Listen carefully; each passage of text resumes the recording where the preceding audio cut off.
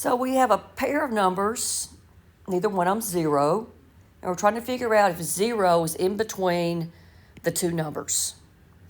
So clue 1, the sum of the two non-zero numbers is negative. Well, how do I add two numbers together and get a negative? That's what clue 1 says.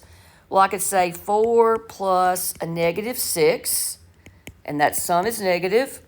And 4 would be to the right of 0, and negative 6 would be to the left, so 0 would be in between. But also, remember, clue 1 must work all the time. If I take a negative 4 plus a negative 6, that also gives me a negative sum, but 0 is not in between negative 4 and negative 6, so clue 1 does not work all the time. Forget about clue 1 and read clue 2. The product, which means multiplication, of the two non-zero numbers is negative.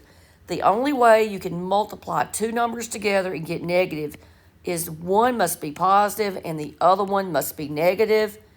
And that gives me negative. One's positive, one's negative when you multiply them together.